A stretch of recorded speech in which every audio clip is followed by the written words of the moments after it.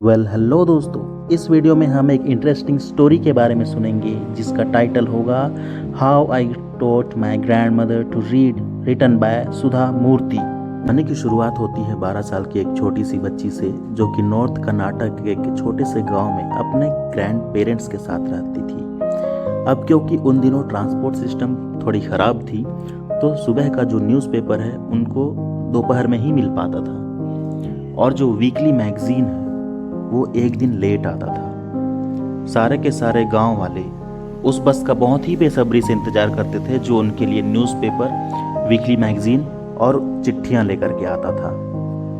उस समय त्रिवेणी नाम की एक बहुत ही फेमस राइटर हुआ करती थी जो कि कन्नड़ा लैंग्वेज में लिखती थी। उसका लिखने का स्टाइल काफ़ी ज़्यादा इजी हुआ करता था उसके काम को पढ़ने वालों के लिए, और उनकी स्टोरी ज़्यादातर सामान्य लोगों के साइकोलॉजिकल प्रॉब्लम्स पर बेस्ड हुआ करती थी जो कि काफ़ी ज़्यादा इंटरेस्टिंग होती थी। लेकिन दुख की बात तो ये है कि कन्नड़ा लैंग्वेज की इतनी फेमस राइटर बहुत ही जल्दी गुजर जाती है। लेकिन आज 40 साल बाद भी लोग उनके नॉवेल्स को पढ़ते हैं और बहुत ही ज़्यादा अप्रिशिएट करते हैं। उनकी एक नॉवल काशी यात्री उन दिनों वीकली मैगजीन्स में छपा करती थी। इसमें एक बूढ़ी औरत और उसके काशी जाने की जिद के बारे में लिखा हुआ है।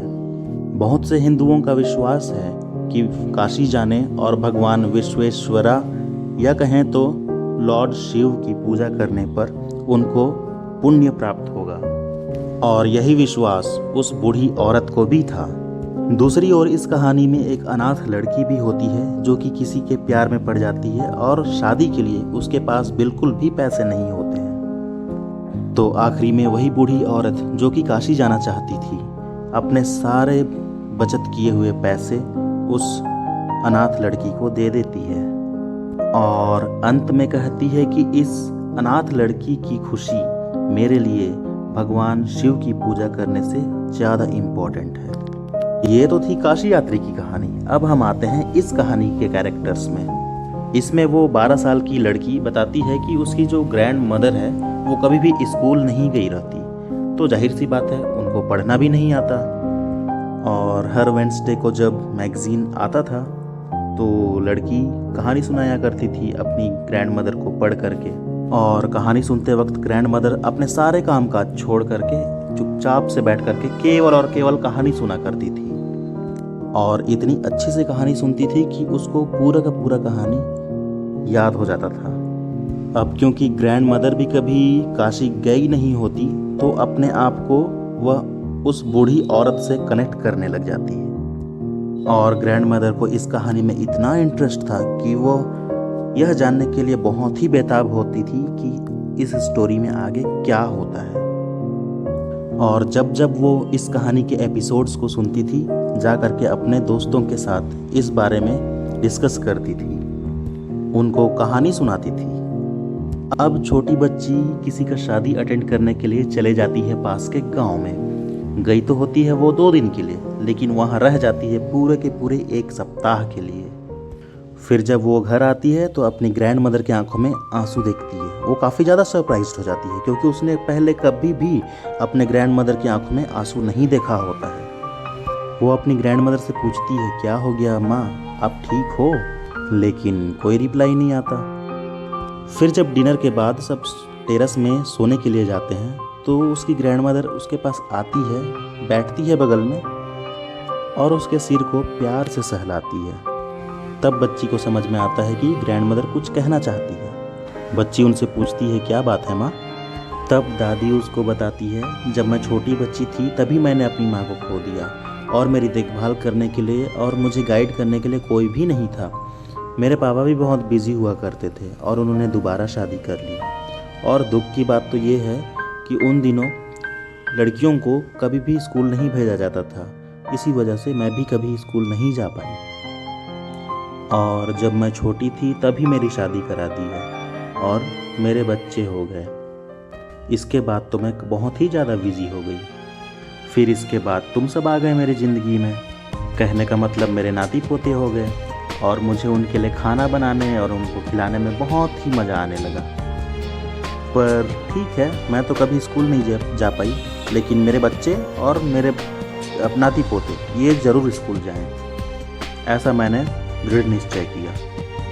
अब यहाँ उस छोटी सी बच्ची को समझ में नहीं आ रहा होता कि ये 62 साल की दादी माँ मुझे ये सब बातें अभी क्यों बता रही है, वो भी इतनी रात में। खैर जो भी हो, बच्ची अपनी दादी से बहुत ही प्यार करती थी।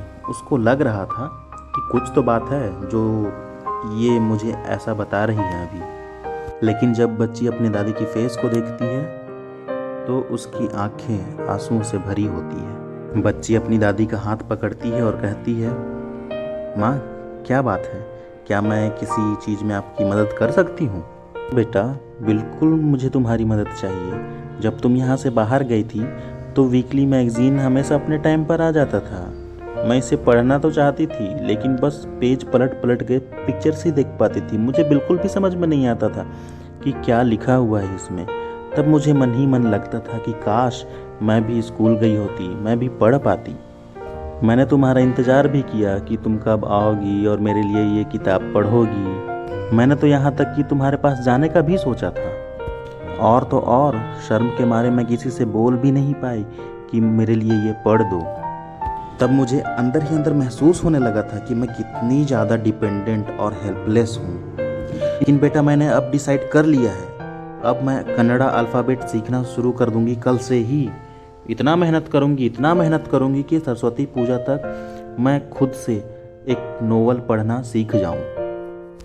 अब यहाँ बच्ची को बिल्कुल भी समझ में नहीं आ रहा होता है कि वो क्या रिएक्शन दे, तो वो उन पर हंस देती है और कहने लगती है, क्या माँ आप 62 साल की हो और अभी अल्फ़ाबेट सीखोगी? आपके बाल तो देखिए सफ़ेद हो रखे हैं, झुर्रियाँ भी आ गई है और तो और आप चश्मे भी पहनने लगे हो। लेकिन दादी यहाँ बुरा नहीं मानती, बस स्माइल कर देती है। दादी यहाँ कहती है कि अगर तुमने कोई चीज़ अच्छा करने की ठान रखी है तो कोई भी कठिनाई तुमको परेशान नहीं करेगी, तुम आसानी से उसे पार कर लोगे। और देखना मैं बहुत ही ज़्यादा मेहनत करूँगी। और वैसे भी सीखने की तो कोई उम्र नहीं होती। दिन से ही बच्ची अपनी दादी को सिखाने लग जाती है और दादी भी कितने अमेजिंग तरीके से सीखती है। वो अल्फ़ाबेट्स को बार बार पढ़ती है, रिपीट करती है, लिखती है और रिसाइट करती है, कहने का मतलब उच्चारण करती है। अब आ जाता है कुछ दिनों बाद दशहरे का त्यौहार। छोटी बच्ची सीक्रेटली काशी यात्री का नोवेल खरीदती है और ये एक गिफ्ट होता है अपनी दादी माँ के लिए।